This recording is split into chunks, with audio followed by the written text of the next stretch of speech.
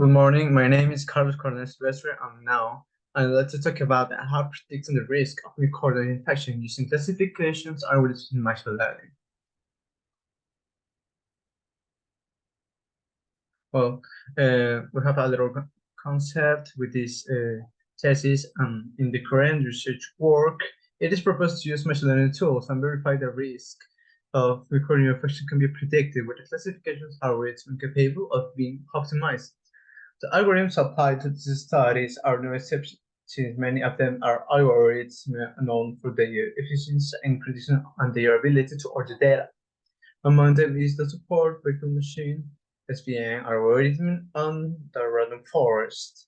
And these, that are supportive in modeling the performance of each model would be determined by the area under the ROC curve and AUC, and by the mapping. Well, in this section, we have the objectives. The first objective or general objective is to determine optimal machine learning classifications for the prediction of recurring infection risk. And then we have specific objectives. Okay, three objectives. The first is to determine vector super classification algorithms to predict the probability of suffering a recurring infection. The second is to determine these algorithms have to demonstrate better efficiency compared to vector super algorithms in order to predict the risk of recurring infection. And the third is to determine optimization algorithms to be able to predict the risk of recurring infection should obtain better results. Well, in this case, I have the hypothesis for the general hypothesis is the prediction of recurring infection risk using machine learning classifications algorithms. We have the specific hypothesis generated by objectives. For the first specific hypothesis is the choice of machine learning vector support algorithms identifies a priority pattern of contracting a recurring infection. The second is better assessment based on patients' pre-existing health condition demonstrates better choice of machine learning algorithms. And the third is the optimization algorithm that improve the effectiveness of the results to the process of predicting the risk of myocardial infection. In this chapter, I made a little philosophical framework and where we can appreciate or seek to place this thesis in a broader ethical and social context, recognizing the implications and ethical responsibilities associated with the prediction of myocardial infection rates using classifications, responsibility, algorithms in machine learning. It seeks to promote an ethical perspective that values justice, equality, and respect for individual rights are fundamental in order to improve the health and well-being of people.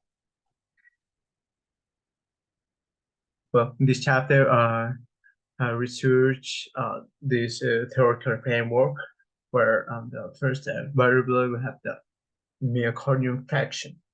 Okay, where myocardial infection is commonly defined as the death of cardiomyocytes resulting from substance and sustained ischemia. The first type of infection is characterized by insufficient blood supply, with tissue damage in a part of the heart produced by an obstruction in one of the coronary arteries, mainly by rupture of an arterial plaque, which is an injury that is produced by the appearance of a bulge in the inner wall of an artery. Some define it as a fact of dead cholesterol cells and that arterial wall that blocks blood flow. But we have the two types of myocardial infection. The first is STEMI, where it causes extensive heart damage, and endostemi that causes less extensive damage in the heart compared to STEMI. In this figure, we can see what is the damage in both cases. The first pattern, the first pattern in other cases is the genetic risk to myocardial infection, where we have 164 genetic variants affecting risk, where we know that this affects importantly, if we don't have, for example, health life, we don't do sports or we don't run. For that, if we do these sports, for example, we have no symptoms. Okay, and now we can talk about machine learning. We have a relation between target equation and hypothesis function, where target equations we have two variables. The first variable is the indefinite variable x, and the definite variable y. Okay, and these variables have a relation, but we don't know what it is. So we need to train data, and then we need to model this with a learning algorithms to make a hypothesis function. For that, we have the machine learning process to do this. For that, we have to data collection where we collect data. Then we have to data cleansing. We have to we know we have to do data and how to clean it, how to eliminate, and then feature extraction selection. And this part is the most important part, the model training and model evaluation. How to train the data set, and we have to model evaluation, how to evaluate it. And the last part is the model deployment. We have to deploy the model. And if we want to make a better prediction, we have to feedback and then iteration again. In this case, we have classifying algorithms metrics. I choose in this case support vector machine and random forest, where we use measuring metrics of risk according infection classifications algorithms, accuracy, mapping, and confusion metrics. For conceptual frameworks, I use specifically the ROC-AUG mapper, RMSA, MEA, and R2. Obviously, hyperparameters. For this chapter methodology, I have the data set for model training and validation. The data set it have a lot of data that is not important for us. For that, it's necessary to the data cleansing and eliminate the label that is not important for us. And we see this importance with the histogram of data frame. And in the figure 5.1, where, for example, in NR03 or 4, it is not necessary this data because it's not important for the prediction.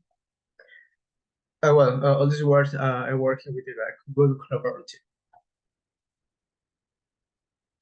Well, I use random forest classifications. This is hyperparameters I use because I think I have a better prediction with this. Well, in the figure 5, 3, and 4, we have a 1 versus 1 classifier and 1 versus 1 classifier. Okay, and 1 versus 1 classifier, and we see that in the first instance we have a good prediction, but now it's not okay because we need an AUG measure to O at 5. Okay, and we can denote in this case in what, for example, in classes 2, okay, versus rest, and the AUG is equal to O at 4. We know that it is not enough. For super vector machine classification, we see the figure 5 at 5 and 5 at 6, 1 versus 1 classifier for SVM. The problem is with class 5 because we see the AUG is equal to O at 27. Okay, and we know that AUG is must measure to O at 5. And the 1 versus rest is the same because class 5 is equal to O at 59. Doesn't have enough. But the result description analysis will have accuracy of both model, SVM, and RF. and we watch the precision of SBM has 83% was obtained for SBM. Well, when applying SBM, a coefficient matrix was observed showing for classification in some classes, which can be attributed to the lack of optimal fit of the parameters or need for better feature selection. On the other hand, SBM shows a slightly performance with slightly higher precision and more robust initial coefficient matrix. And we see in the figure where it sees a 1 versus 1 in the random forest. This is the best model, this is the supervector machine. Oh well, this is the conclusion. The first conclusion is that the pattern identifies that SBM algorithm is not enough to make the prediction because the data frame data is not. Then it is necessary to have other data to be able to perform the set of characteristics by patients. And the third conclusion is that SBM algorithm is better than RF, only by a small difference. However, it's not enough to say that predict myocardial infection. That wraps up part of my presentation. Thank you for all for your attention on time.